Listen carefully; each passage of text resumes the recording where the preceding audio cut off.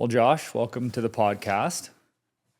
I'll do a brief intro and you can fill in the blanks, or we can just start talking about your life, which I think is pretty interesting from what I've read on you. You graduated from university with honors from Davenport University.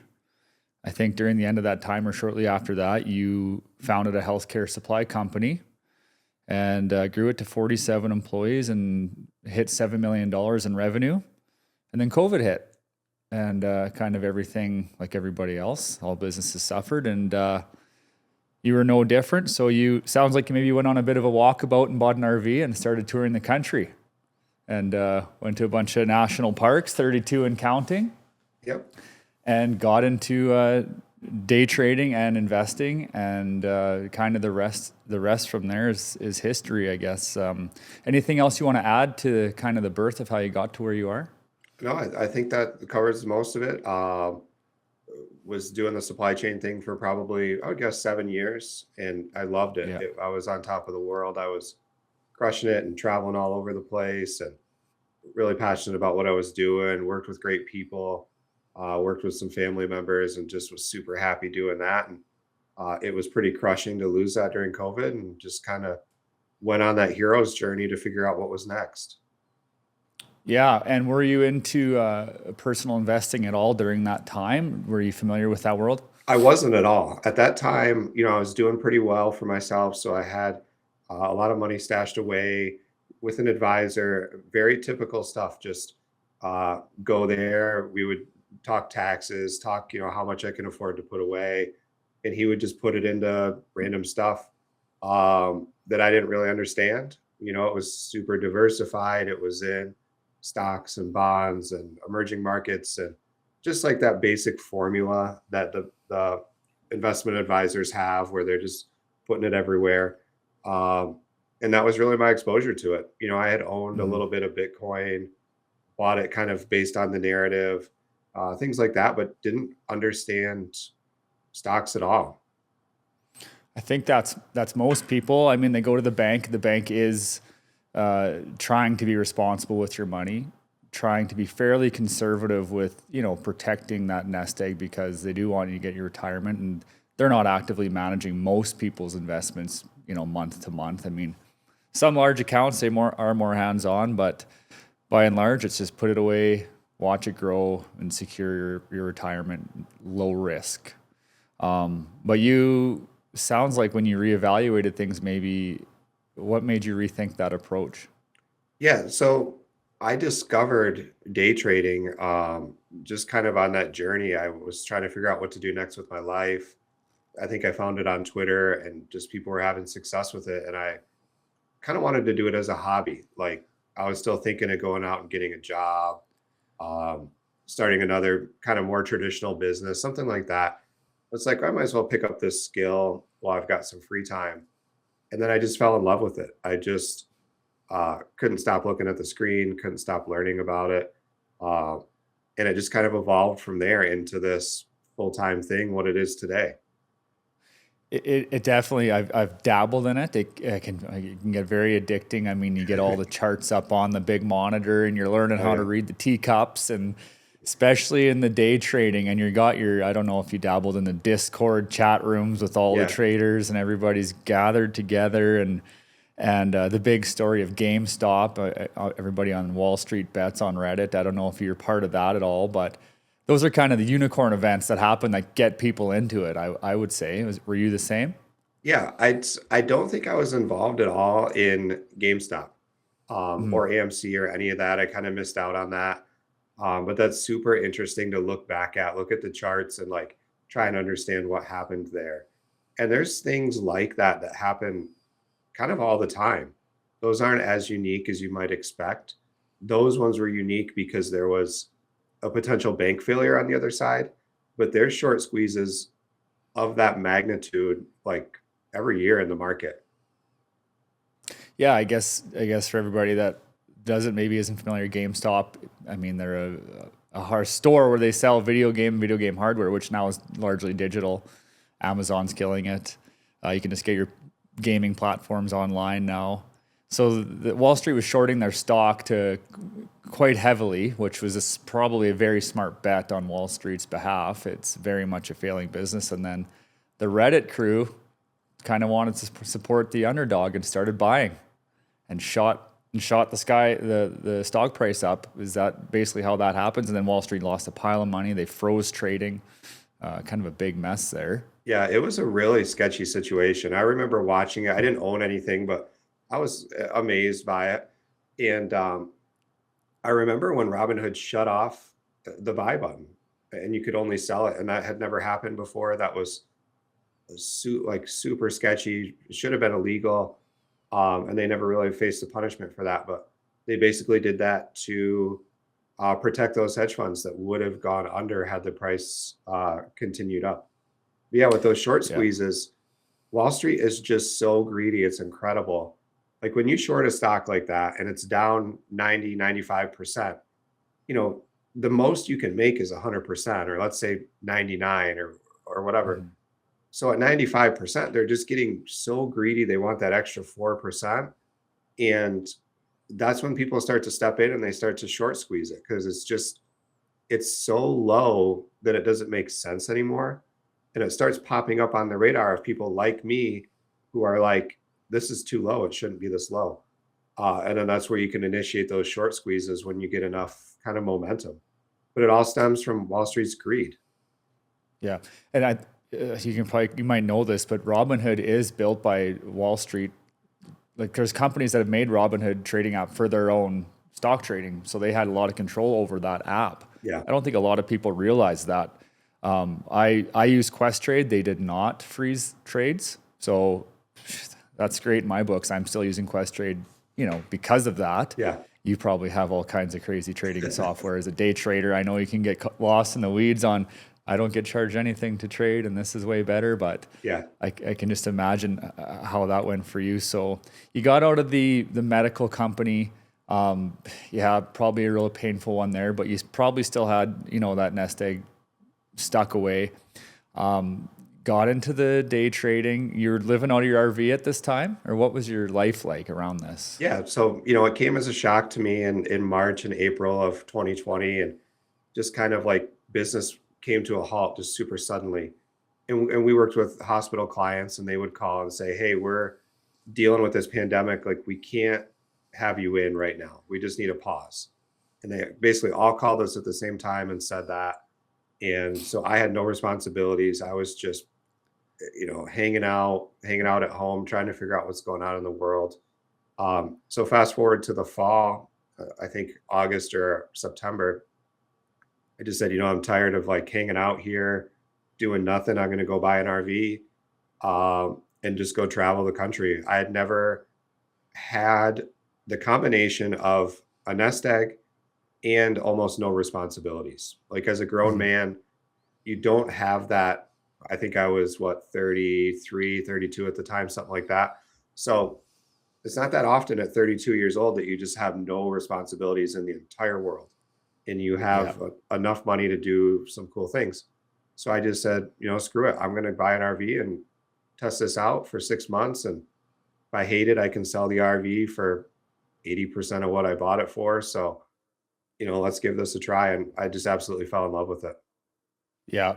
Yeah. Not tethered. So you started dabbling in the day trading, and obviously I'm sure as you're learning, you're doing a small amount of your cash. You're actually learning this. I mean, they say don't day trade with more than 5% of your money. It can be a very expensive learning curve. Yeah. How did you start, and what was your learning curve like? Was it a bit daunting? Was there a lot of loss there? Oh yeah, it's super daunting. And you definitely experience some beginner's luck. I don't know why it is that your first trade is always a winner. That's just the way it is. Uh, Maybe in the beginning you take your profits when they're there because you're excited. Uh, but you go through what's called the trader's journey where you have that beginner's luck, and then it just gets worse and worse and worse from there. And you finally hit a bottom at some point where you say, okay, I need to actually create a system here. There's actually graphics that people have made about what the trader's journey looks like. And so once you start to implement a system, things start to turn around. And once you understand risk management, that's when things really take off. So Mhm. system first, then risk management. Um, and now I'm managing 100% of my money, both my short-term money that I use for income and my long-term money that's in retirement accounts. I'm managing all of that, um, and just making small bets. So there's not one trade that's over maybe 5% of my portfolio. Mhm. Like you said, 5% per at the most, but you are investing 100% of your money actively. Yeah. Even your long-term stuff, I mean, they're probably not day trades. You probably are maybe holding for a year, 2 or 3 on that kind of stuff, and selling when you think there's a good opportunity there. Yep. But how are you spotting stocks, and how did that knack or skill develop for you? What patterns did you spot? Yeah, so I tried a little bit of everything. I tried like scalping, day trading, and that's where you're basically highly leveraged and you're in a trade for, let's say, 30 seconds to 5 minutes. And you're just looking for like this little movement and it has nothing to do with the company. It just has to do with patterns. And that was too intense for me.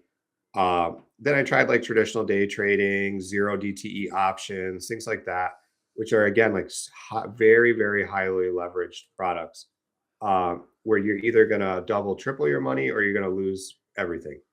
And I found that wasn't for me. And so I just kind of slowly like slowed down the time frame where now I like to hold things for a week to a couple weeks, maybe even 3 months, um, in my active trading portfolio because it just that's the sweet spot for me. And so it was about like being honest with yourself and finding out what works best for you and Mhm. kind of what time frames work best for you. So I imagine you're probably reading, shareholders reports and studying the companies a little bit, but maybe more so in that you probably are watching more patterns and graphs rather than what's actually going on within the company. Would that be, or it depends on the stock and what you're planning to do with it, I would guess, hey? Yeah. So for me, almost everything I do is based on the technical analysis. So that's the pattern Mhm. side. You're looking at charts. And the two basic concepts there are support and resistance. So there's levels on a chart where a stock does not, the price does not want to go under that. And there's levels at the top where the price doesn't want to go above that. So the basic concept is you buy at support, sell at resistance. And so I spend all day going through hundreds of charts trying to find stocks that are sitting at their support so that I can buy them, and then looking for additional confirmations that this is a good deal. But in terms of like the company financials and the narrative, I place the stock chart like way above the company financials. Mhm. For me, that system works. I since I've started doing this professionally, I've never read a company 10K. I've never listened to a company's earnings calls. Most of that is what I consider KFAB. Are you familiar with that term? No. So KFAB is how they describe worldwide wrestling. So it's like political theater. So a lot of the stuff that happens that you might hear about on the news, uh, that you think drives price really doesn't drive price as much. Obviously, if there's fraud or there's a buyout or there's earnings, certain things do drive price. But these little things where Tesla's factory saw 2% less orders last quarter, and people think, oh, it's the end of the world. Little Mhm. things like that don't actually drive the price. It's the price action, it's the patterns on the chart, um, and a lot of this technical analysis that actually drives the price at the end of the day. Mm. So on those opportunities, when you hear the little blip in the news about Tesla, for example, do you just go, "Oh, the great, here's going to be a dip, and I'm going to buy in that dip because I know this is just a quick flash at the low." Yeah. Do you spot those and play off them? Yeah. Yeah. I just the other day, or actually, I'm sorry, earlier today, there's a stock that I own a little bit of, but I'd really like to double down on it. I think it's trading at $12 right now. They have earnings early February, and what will most likely happen is the support level is at $10. It's a nice flat even number, $10. So I'm looking for whatever happens on that earnings, price is most likely going to come down to $10. And I'm going to be sitting there waiting to buy more. Um, Even though that represents about a 20% drop in my initial price, I want to get more. I want to buy in at that lower price. So if we get back to 12, I've already made 20%. Um, Hmm. so it's marking those for me, it's about marking those levels out beforehand. And if the news pushes price into your level, you just act. You don't have to think about how does this news affect me? Is it unless it's like existential news, like corporate fraud or stuff like that. If it's just a 1% miss in earnings, I don't care. I'm a buyer at $10 because that's what the charts say I need to do. Hmm. And I mean, just to give people an idea of how well this has worked at you, I mean, you're talking in the last year, 600% growth in your portfolio. Is that correct? Yep. So for the year of 2025, I finished up 636%. And that was obviously my risk tolerance is at an 11. I am looking for the riskiest bet that I can find. I'm using a little bit of leverage through long-term options, things like that can multiply my capital and multiply my returns.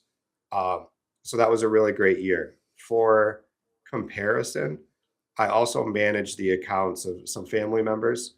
And in those, I have like let's say a 6 out of 10 risk profile. And those are up about 100% over the year. So Yeah. that little bit of that extra leverage and risk can really drive things. Yeah, that's magnified. I mean, I think if you have, if you're in on the S&P 500 index fund or some of these other packages through BlackRock, the iShares and things like that, I mean, those guys have had a good year. I mean, there's 15, 18, 20%. Lots of those guys are doing well, but I mean, you're fivefold that conservatively, like yeah, just without really being super risky. So I mean, I think the proof is in the pudding there. Um, do you keep cash? I mean, you must keep cash on hand. Do you have a contingency fund? What percentage of actually your money are you putting into trading period? For me, it's probably 95%. And like I Yeah. said, I'm an 11 out of 10 risk profile guy. I would definitely not recommend that to like an amateur trader. This is No. something that I do as a business. This is something that I'm super confident in. Uh, so about 95% of my assets are in the market. Um, Yeah. and at any time, all of my portfolio is allocated to individual stocks. So I don't Mhm. own the S&P 500. I don't own the QQQ, any ETFs like that. Pretty much everything that I own is an individual stock. Mhm. You're not dealing with foreign exchange at all. You're not Uh, trading dollars. no, I tried that for a while. The leverage is insane in that world. Um, and the patterns are still the same. The whole thing, Yeah. every market uses the same patterns, whether it's forex, crypto, stocks, ETF, bonds. It's all patterns, and so Yeah. you can apply that same stuff in the forex world. Um, Yeah. How long did it take you before you felt like you're actually getting some momentum and developing a trading style that you felt was actually turning into a successful trading style? I think once I found kind of the time frame that I wanted to trade, it probably took me 2 or 3 months. But Yeah. it probably took me over a year to experiment with different time frames, different trading types, things like that. Um, and I found my setup after it was quite a long period of time. Yeah. Did you struggle with FOMO? That's Did you chase some stocks when they were going up and learn some hard Oh lessons? yeah. And that's the number one thing that I have to help people with when they first come to me is they hear these narratives like uh, Nvidia, Nvidia's up Yeah. 1,000% or who knows. And they're like, well, I got to get in. All my friends made money on Nvidia. And I say, no, it's Nvidia's, the risk is not in your favor anymore.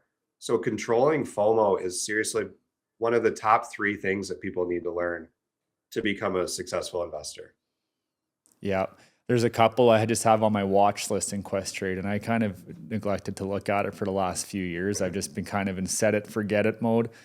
Um, and I looked the other day and I've got some tech companies and stuff that are up 300%, Oh yeah. 400%. And I'm like, would love to, but I'm not buying them. Yeah. I know how that's likely going to end, and they might keep going up, and they might just be one of those stories because tech is crazy right now, and some companies are going to be quite successful, I think, rolling ahead.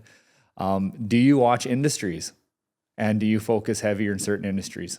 Yeah, so what I find is I kind of do that in reverse.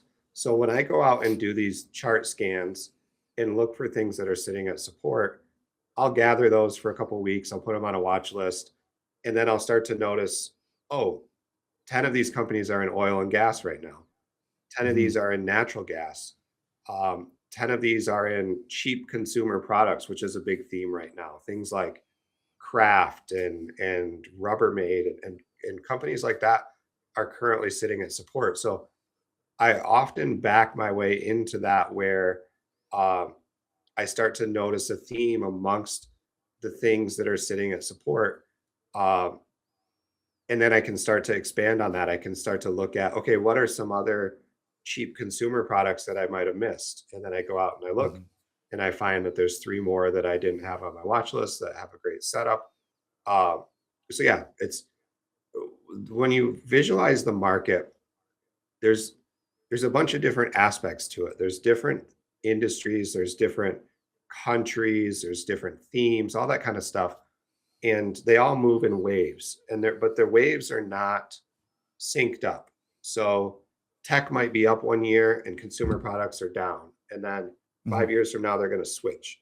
And so you have 20 to 50 different waves just kind of floating around, and you're trying to find the ones that are at the bottom of their wave on their way up. Um, and it's like you said, it's typically a theme. It's typically a group of companies that are bottoming out, ready to make their big run. Yeah, just because a company is sitting low doesn't mean it can't come back and make a pile of money, Yeah. unless it's a dying product, I guess.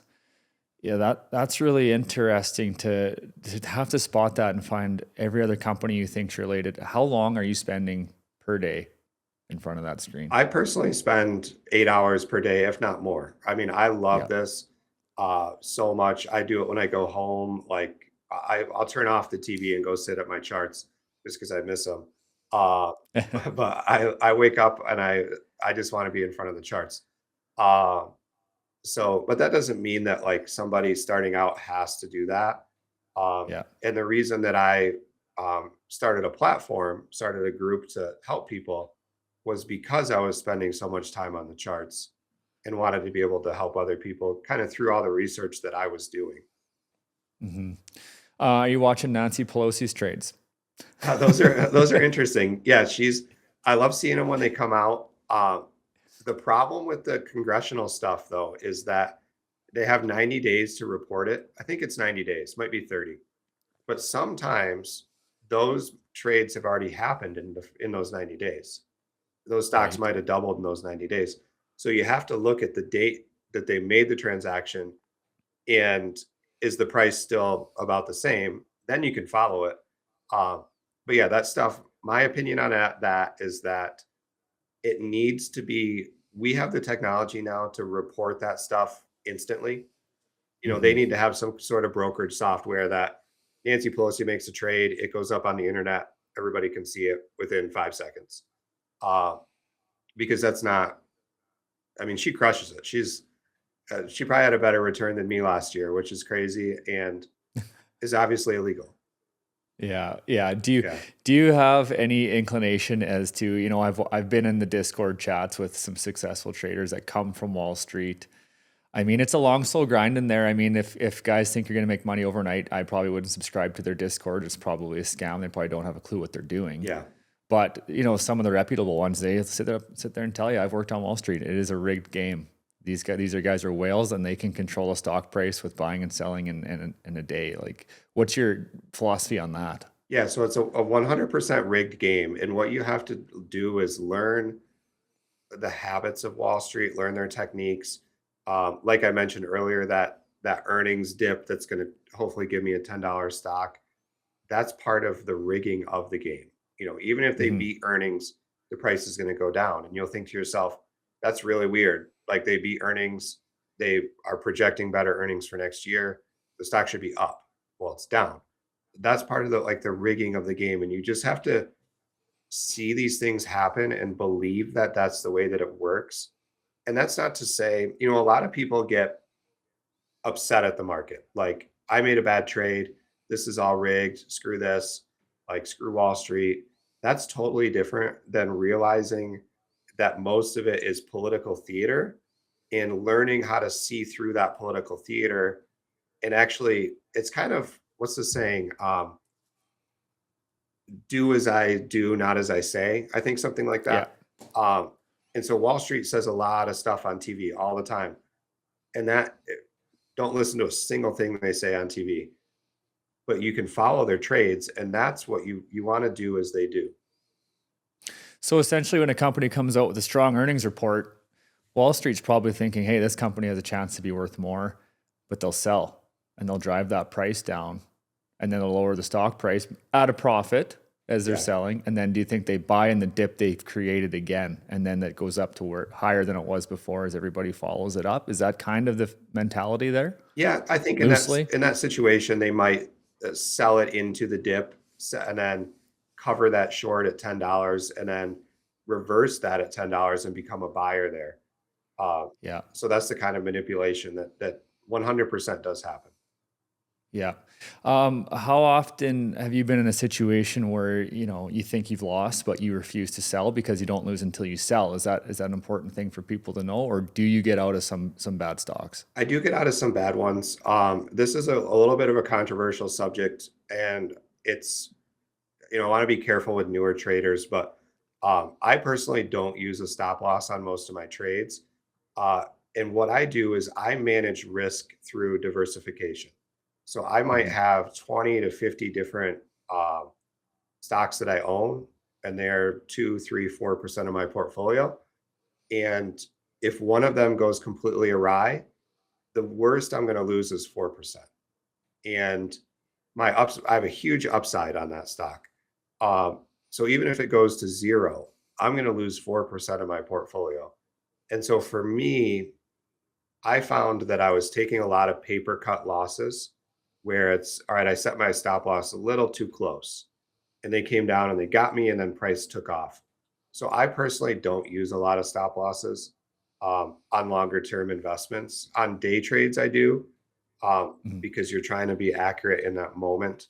Um, but that's something that's more of like an advanced technique for people. I remember when uh, SBF, the crypto guy, got caught and his girlfriend was running the trading arm.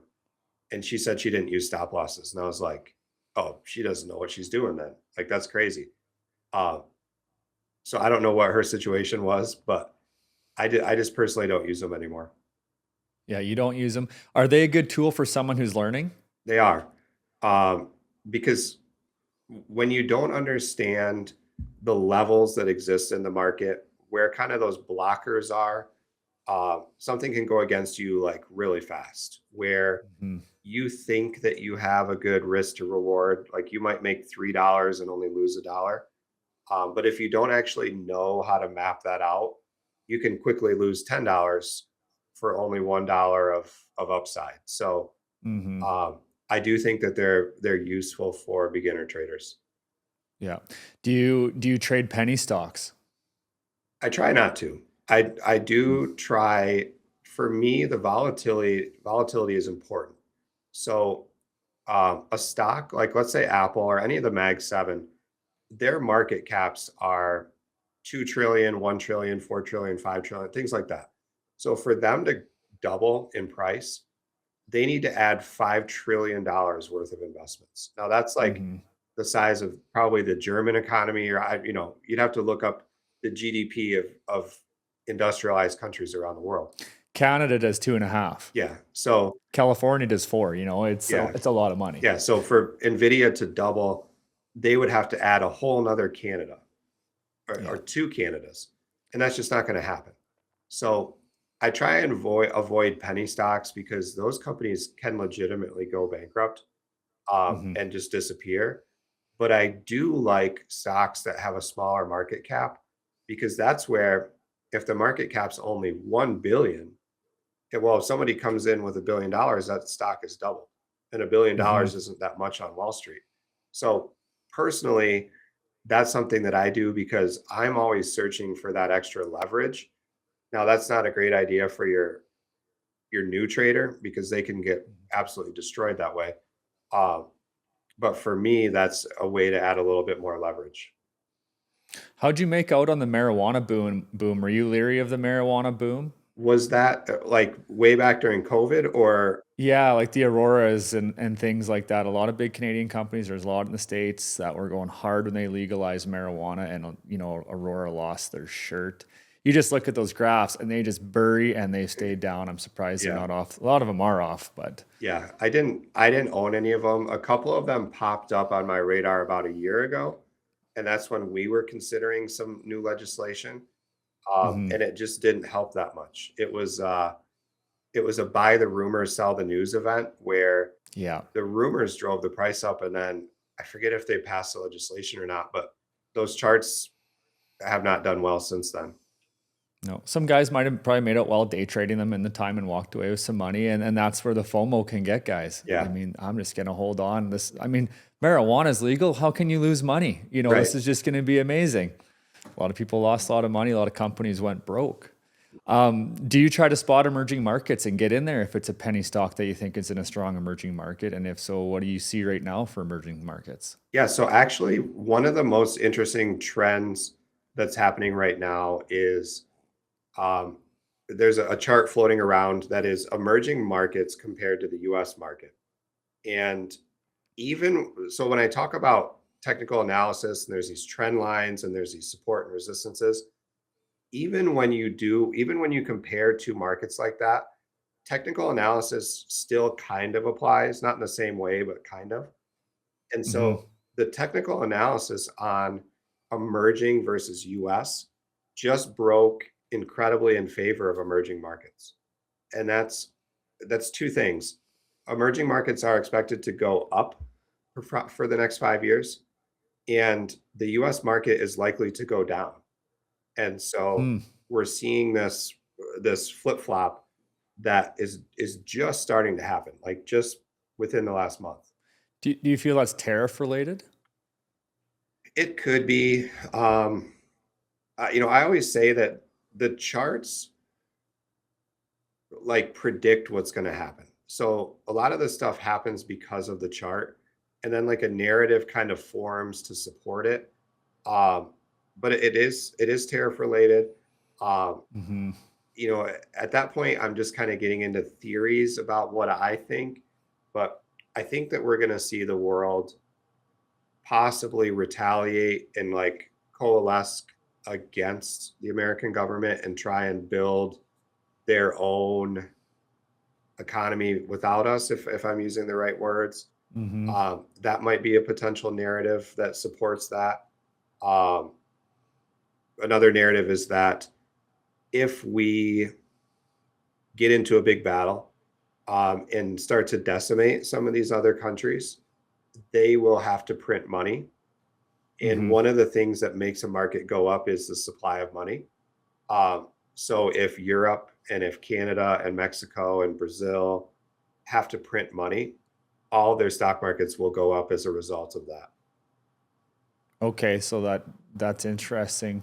What is your take on gold and silver and just holding precious metals? Do you think long term those are a safe place to put money if people are looking at holding precious metals? Yeah, so I just did a social media video on this a few days Mm, ago. First of all, if you don't own those, don't buy them right now, because the price of those are through the roof. Like that's mm-hmm, a total FOMO move. If you don't own it, like literally stay away. Just the dumbest move you could make right now is to buy gold and mm-hmm, silver. If you look at the historical chart of silver, and I'm going to butcher the years, I'm just kind of taking a guess, but mm-hmm, in the 70s, I think it's 70s, it had a spike just like this, went back right to where it started.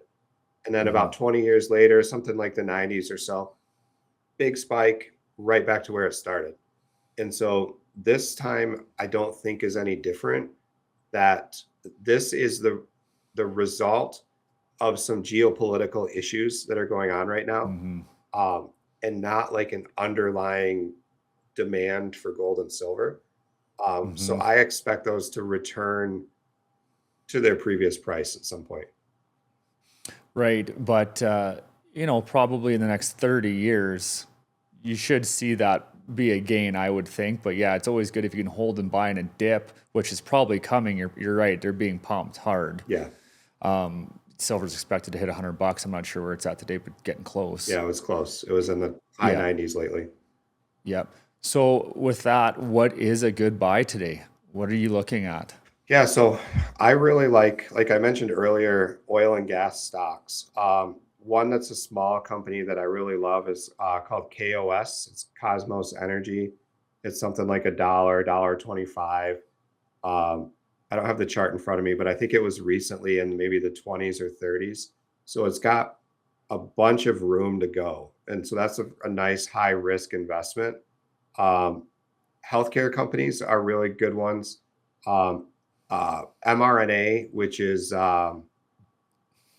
Moderna, Hmm. is the second best performing stock of the first 21 days of the year.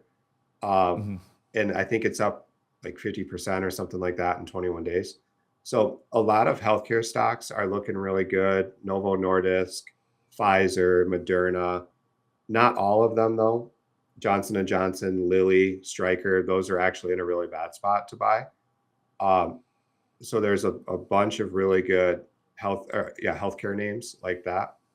The third industry I like is consumer staples, and that really signifies that we might be entering into a recession here in America.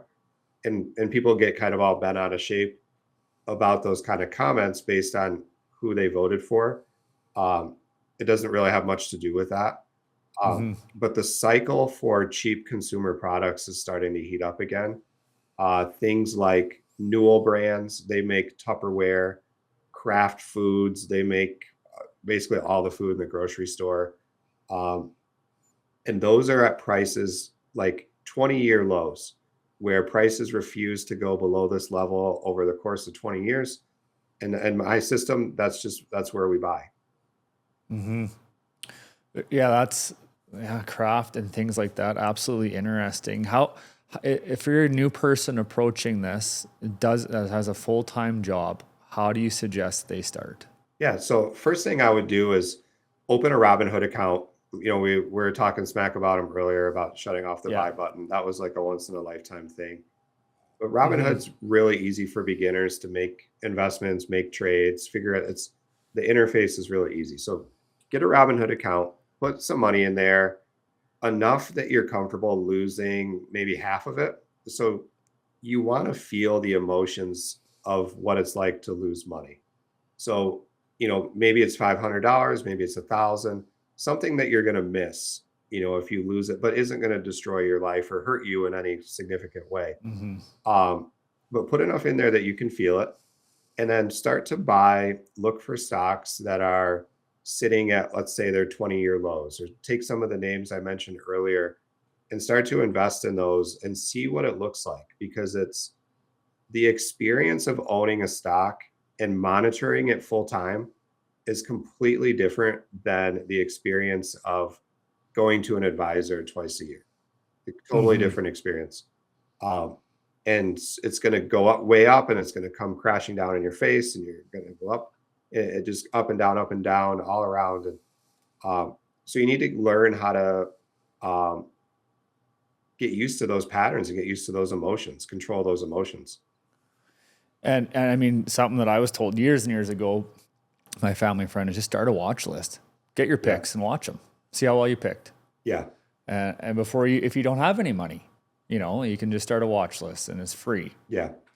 Yeah. And measure your losses in that way, and hypothetically see what you how you would have done. How do you spot your next stock? How do I spot my next stock? So just a bunch of research. And that's the 20-year low, but I mean those just aren't jumping out in front of you on Robinhood. Right. You got to know where to look. I mean, a lot of people just have no idea of the stock market, and Yeah. they've just been putting money in a savings account or at the bank in the mutual fund. That guy with the gray hair says, "I'll take your money. Have a nice day." You sit in front of Robinhood, it's like, great. Now, stock market, where do I start? And, Yeah, and how do I even think to spot a stock?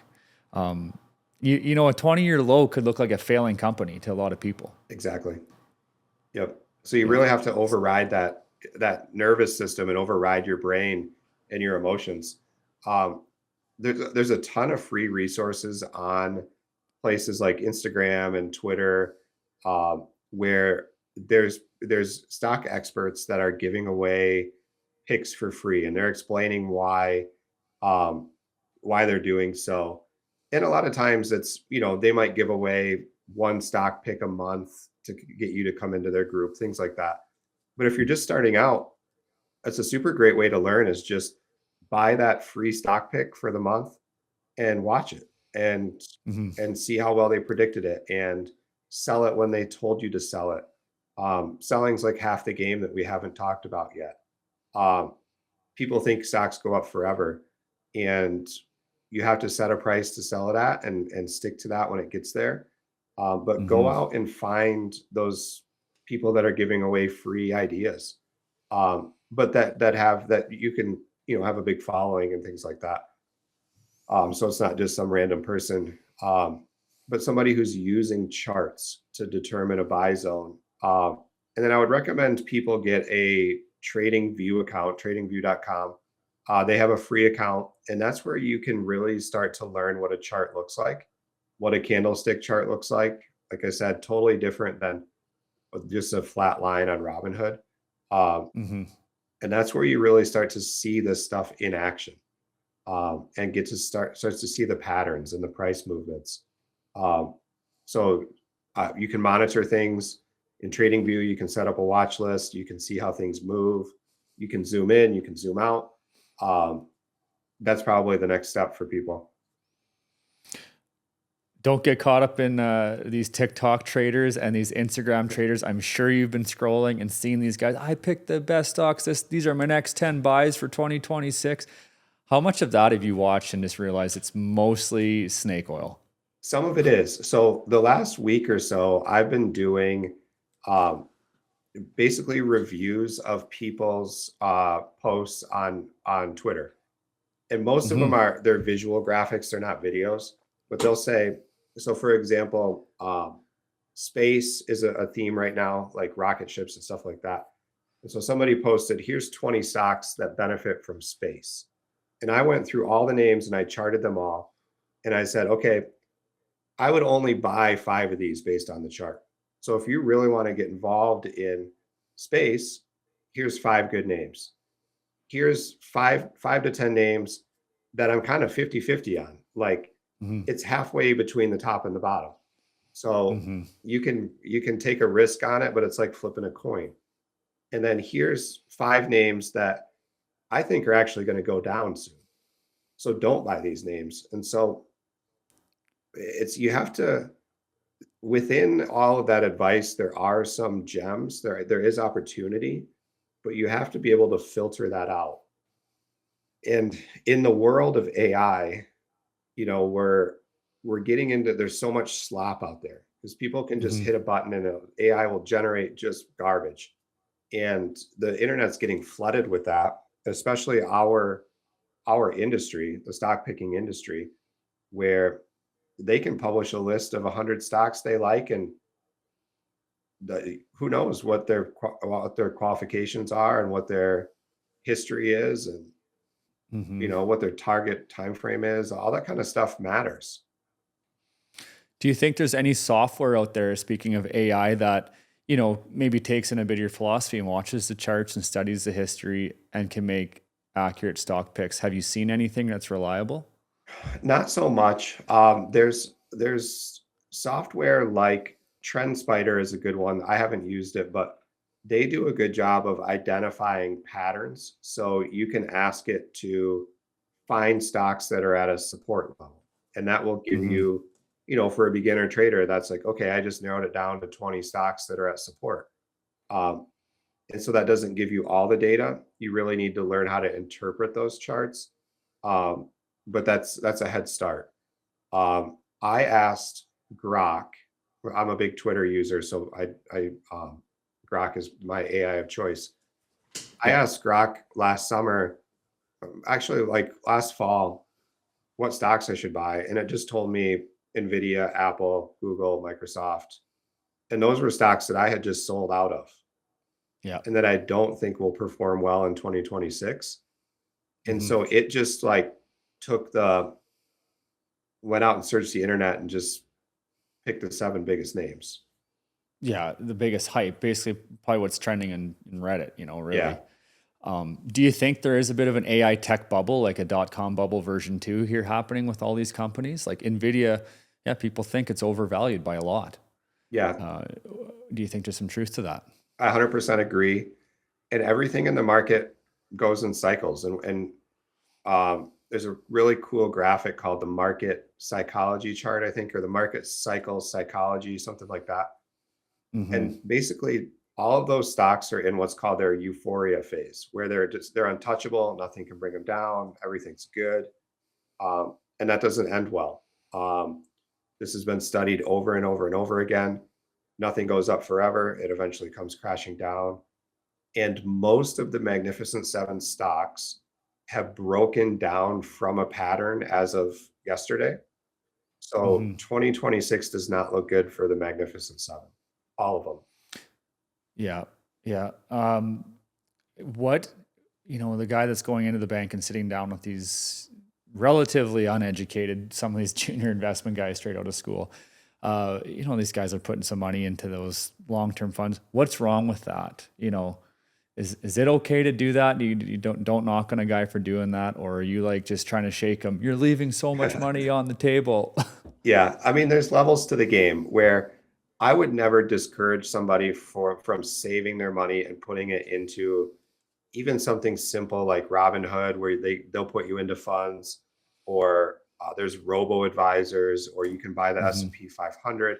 I would never shame anybody for doing that. If that's the Yeah. level that you're at, that is so much better than putting it under the mattress or putting it in a savings account.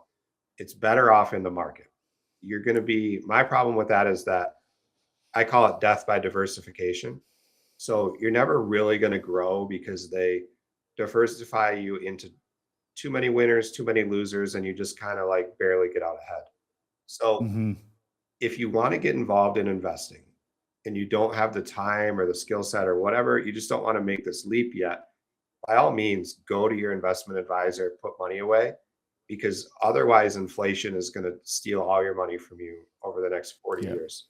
But when you're ready to, when you want to outperform the market, um, there's ways to do so. Um, for example, my mom, I manage right now about half of her retirement, and we are outperforming the market since I took on her account by 7 times. Hmm. So, and that's just super minimal. That takes me like an hour. I'm already doing 40 hours a week of research, and then it takes Hmm. me an hour to actually execute the trades for her. But we're outperforming the market by 7 times. Hmm. And so there's room, for extra juice there if you want it. But Hmm. don't just because you're not ready for that doesn't mean you have to stay on the sidelines. So people, they hear 40 hours of research and they go, oh, that's just unattainable. But again, like your research philosophy, I mean, you're looking at a ton of companies because you're diversifying a lot of money. But in generally speaking, yeah, you're just looking for people that are sitting at the bottom and been floating there for a while and they have a good product and it should go up. Like, and Yeah. is that really at the end of the day your general philosophy? Yeah. And you can do that in a matter of a couple hours a month. Yeah. If this is a hobby for you, that's something that you can accomplish in a couple hours a month. And so many people are looking for side gigs and they're looking for ways to make a little bit of extra money. And I would totally advocate for this as one of the best because the money works for you. There's no physical labor. It works while you sleep. It works while you're at work. It's working 24 hours a day. Doesn't work on the weekends, unfortunately, yet, but Hmm. it's working, 23 hours, 5 days a week. So it's such a powerful way to commit a couple hours a month to change your life. And if people don't have a couple hours or they're not willing to give it, that's they're going to have to, I guess, live with the returns that they're getting. Yeah, I mean, how many people spend a couple hours a night on Netflix? Yeah. I mean, you could be looking at charts or just on your laptop or even your phone in bed while you're watching, Yeah. whatever the show might be. I mean, you can do it, and it's your money. You should care. I mean, if you can't get passionate about your own money, what can you're not going to get passionate about anything when you start to look at it. Yeah. I mean, one of the worst problems today is that people are not educated about money, and they have a bunch of bad debt and don't even know how to start investing. Exactly. And it's daunting. I mean, they think you got to be a hotshot, you got to be educated, and or you're going to lose your shirt. Yeah. That's the thing. Do you sell after hours? Do you do any after hours trading? A little bit. Mhm. I typically set, when I buy something, I will actually preset the sell price for that, and I have those orders set specifically so that if that gets hit after hours, it will also execute. Mhm. Because a lot of times earnings comes out, price goes up, hits my target, and then by the time I wake up in the morning, it hadn't sold and it's down 20%. So I don't actively like trade after hours, but sometimes those orders do get hit. The busiest time of day is between 8 and 10 o'clock Eastern Yeah.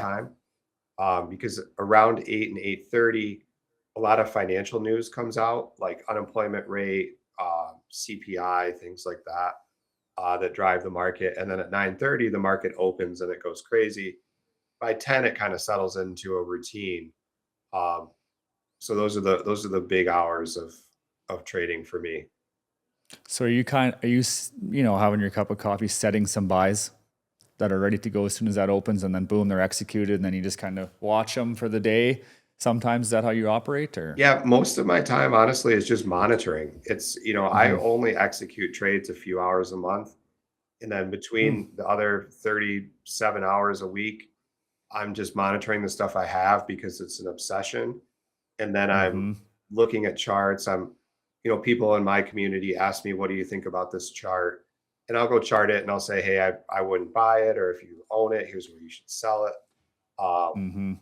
And so I do a lot of that. I do a lot of research for other people during the day. People that are into the Nvidia and what I don't even know where Tesla's at. I kind of haven't watched them for a while, but precious metals.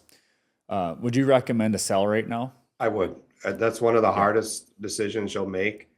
And as the price climbs, the odds of you making out better and better just keep going down.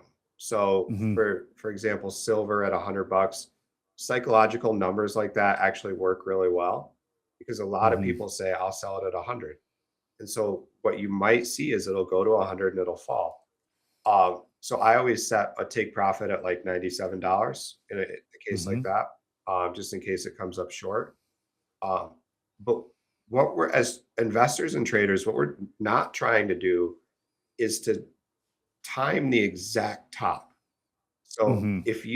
as silver climbs exponentially, there's so little juice left there. And so if I can get out of silver with a 500% return, I should be super happy with that. I don't need 515%. I don't need 550%. I don't need 600. Like 500 is awesome. Just take your Yeah. 500 and go home. Um, and then when it crashes back down to where it started, you're going to honestly feel really dumb. And Oh, that's what we 100%. want to avoid. Then you got to sit on it. And then you're Yeah. riding it, Yeah. riding her all the way back to the top over the next 15 years, Yeah. or over the next war or whatever breaks out. Yeah. So sell gold, and then the guy sells his gold. I'll sell mine today. Thank you very much. What am I buying today? I really like those oil and That gas that names. K Yeah. that gas names right KOS is a now. cool one. The pharmaceutical. You don't think the pharmaceutical is going to fall out with all this COVID-19 stuff and the mRNA is bad and blah blah blah blah? You don't think there's going to be a fallout there? So those guys, well, they actually, I believe I heard they just dismissed some of those lawsuits against Pfizer. So that would Right. be good for those companies. Um, but you have to remember these companies are always going to be around. Like Pfizer's a Hmm. huge part of our country. Kraft Foods is a huge part of our country. They employ tens of thousands. They're in every grocery store.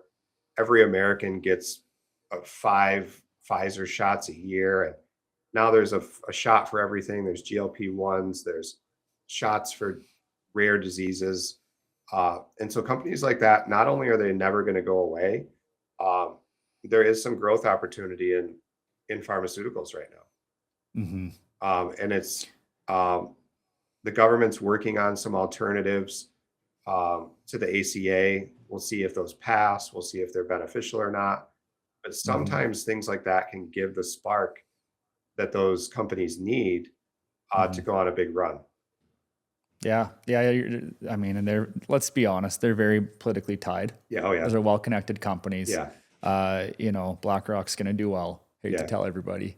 Yeah. And that's what I say, everybody thinks BlackRock's evil, but it's like, hey, it's, maybe that's company's all about making money. They're going to make darn sure they make money. And Yeah. that's maybe a good place to put some of your money into some of their stocks long term. I mean, if you want to do the big buy a bunch of companies in a package. How's your NFT portfolio? Did you make out big there? No NFTs for me. I didn't get into that. I have a friend who was big No. into it. He did Oof. pretty well, but no NFTs for me. Well, he did pretty well in the ones he sold. I'll Yeah. tell you, not today. Yeah. Not today. And crypto, are you a believer in the Bitcoin, Ethereum? What is your philosophy on crypto? Yeah. So the same thing. Everything is just a financial instrument to me, and I'm not a Bitcoin maximalist. I don't even know a ton about Bitcoin. I think it's a good off ramp to our financial system. There's some cool stuff there. Um, but it's going to experience the same ups and downs that every single financial instrument experiences. And so people that are calling for 250K, 2 million, like Kathy Woods, one of the worst investors of all time, said, 2 million in like 2 years. That's Hmm. just not in the cards, I don't think. Um, and it goes through cycles, and people forget that it has technical analysis. It gets too hot, it gets too cold, it goes up, it goes down. The trend lines move it around, things like that. Um, so it's a great thing to own long term, but it's going to go through cycles along the way. Hmm. So long term, you are a believer in the concept. I mean, I think a lot of people need to realize that Wall Street is a whale in crypto right now. Yeah. They are buying it up. They are holding a lot, and they are still mining it. And I can't mine a Bitcoin. If I hook up my computer, it'll take 3 years to get half of one, I'm sure. Yeah. Oh But yeah. Wall Street's got mining facilities. But I think even I don't even know how much is left to be mined. But I know things like the black market and all that. That's kind of a thing in the past. I mean, I've been told they can now trace Bitcoin. They can find out where it came from. So maybe it's not being used by the criminals so much, which is good. But as far as people thinking it's going to grow, buying it at, I think it's 130 or 140,000 Canadian dollars. I mean, even if you're buying a fraction, how much higher can it go? Everybody wants that $1 million mark. It might get there in 20 years. Yeah. It just might. So would you do hold some for a long-term gain? I do have some, but I honestly think that the exponential period on Bitcoin is over. Mm-hmm. It's really tied to the regular market now. It's become almost like a leveraged version of the Nasdaq. Um, Mm-hmm. and there may be an event soon that decouples it from that. Um, but for now, it just moves when the Nasdaq moves, and it moves a little Yeah. bit more than the Nasdaq does. And that's something that's really hard for Bitcoin maxis to hear, because they start going into like narrative mode. They start saying all this stuff about debt and GDP and spending and stuff like that, and interest rates. And it's, that's long term, that stuff matters, but short term, the price action is determined by technical analysis, and it's Mm-hmm. gonna have dips and stuff. Um, so it's really like it's really at that euphoric point in the cycle where people want to get into it because their friends have made a bunch of money. I had a friend Mm-hmm. who used to come to the bar with us 10 years ago, and he would talk about Bitcoin, and we would be like, dude, shut up. We're trying to watch this game. Like, Yeah. I don't want to talk about this internet money. This is so stupid. And this was like at, 100, $200, under 1,000. He was buying Ethereum in like the teens, I think. Um, and we bought a little bit because he wouldn't stop talking about it. But um, the time that move is over, and people have a Yeah. hard time accepting that just because Bitcoin went from $10 to I think it's like 80,000 in US dollars. Yeah. Um, just because that happened doesn't mean it's going to do that 800x again from here. That just No. doesn't work that way. No, it's having a hard time hanging on to the value it does have. I mean, it's still riding on the hype, really, at that Yeah, price. It's still riding on the hype. So you are you shorting Nvidia? Do you short stocks? I do. I Yeah. I either use puts to short, or I also right now a lot of my portfolio is honestly shorting some of the big tech companies, Mm-hmm. using leveraged ETFs. So I'm not sure if these are available everywhere, Mm-hmm. but there's companies now that have created 3x and negative 3x ETFs. So for example, you can bet on the market or you can bet on certain industries that are leveraged 3 or negative 3x. So right now, I'm short Nvidia, I'm short Palantir, I'm short the tech market, the tech industry as a whole. Um, those are a big part of my portfolio right now.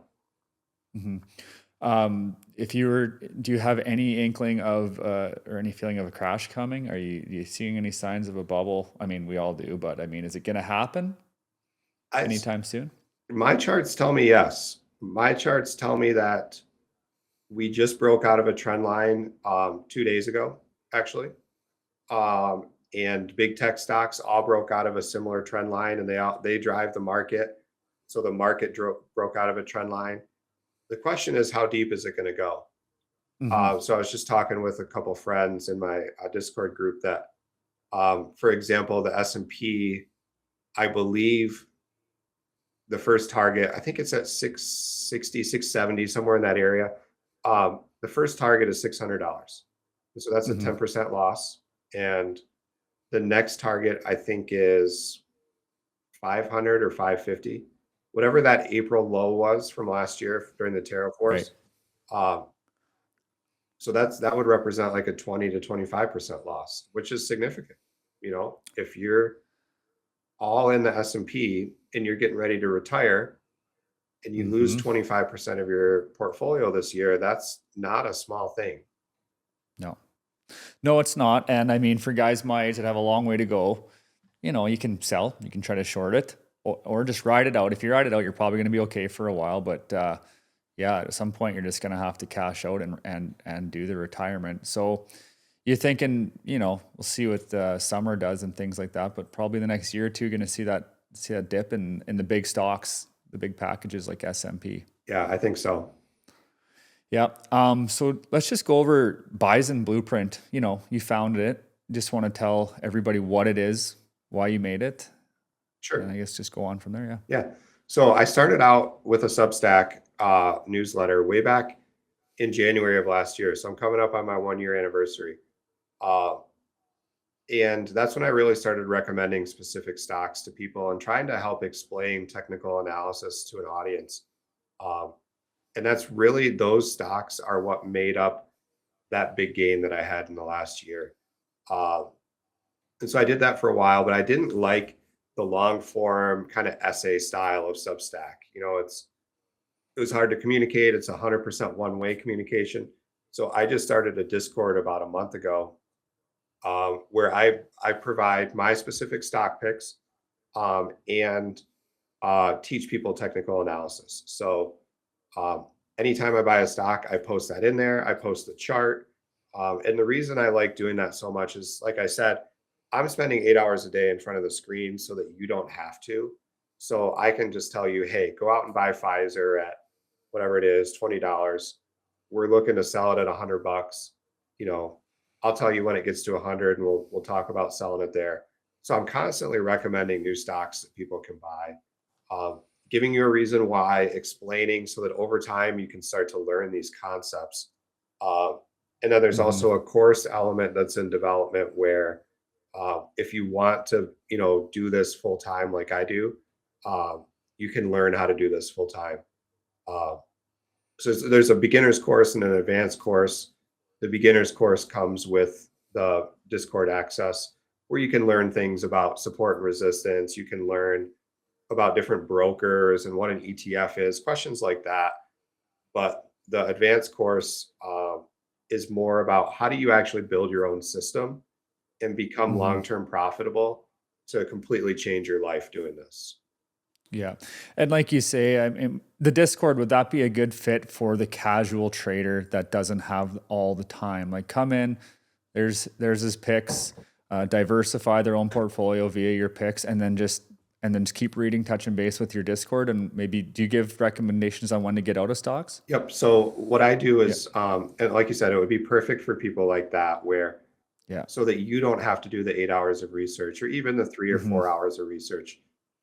These are the things I'm buying. These are the things that have worked for me for the last couple of years. Um, but Yeah, so what we do and is as the stocks approach their predetermined sell zones, we typically list like a conservative, a moderate, and an aggressive sell zone based on the technical analysis, not just like a feeling. Um, and So so, risk essentially. yeah, or it's actually market structure. So it's Hmm. different areas where the price has stalled in the past. And that's a really good place to consider selling. And so as it approaches, let's say our first target, we'll talk about it and we'll say, how is the narrative doing? Like, has all of a sudden this become like a hot name? Is it moving really fast? Is there a ton of volume? Are people talking about it? Well, if that's the case, we're going to hang on to it until we get to number two. And then we're going to Hmm. have that same discussion again and think about going to number three. But if it's been super weak and it just barely got to one and the market looks ugly and we're just not feeling it anymore, then maybe we'll sell it at once. So we have those conversations where it's like, hey, I recommend we hang out with this one and we keep going, or we Hmm. get rid of it here and move on. Yeah. There's so many opportunities in the market. You don't have to be attached to one. And that's kind of a good thing for new people, especially that are learning. And it's you can put a little bit of money into that, like you say, enough to feel it, but enough to lose. And it's like you're really holding their hand through the learning process, I would think. Yeah. You got someone kind of teaching you, and then it's kind of making sense what the person's saying. You're not going in as blind. I mean, I'm sure there's a subscription fee attached to it, but Yeah. man, you can lose your shirt. So really, Yeah. you're going to put $500 in a stock. It's pretty cheap to give a guy some cash that's Yeah. really knows what they're doing. And are you, like you said, you're doing a moderate, low, medium, moderate to high sell point, but are you telling people, I think this is a 11 for risk, and maybe this is a six for risk? Do you purse that out in the buying process? Yeah, so there's kind of two areas that I have in there. There's a specific room for these are like the well-established companies that I would put in my mom's portfolio, Hmm. and I think of that, and that's really how I think of it. Would I buy this in my mom's portfolio, given that she's at retirement age, she can't lose a lot. So if it's one of those, I put it in the main area, the low risk area. And then we have kind of like a gambler's room where it's like, hey, this is a high risk thing, uh, but the upside is huge. So if you're Hmm. somebody who's advanced in the market or you're young and you like taking risks, that's a place where you can start to play around with some of those names. And obviously, people dip their toes in both. I dip my toes in both. Um, and so we have both of those risk profiles in there. Maybe a tough question to answer, but your high risk portfolio, do you know your rate of success on those risky stocks? I don't know it for the high risk one.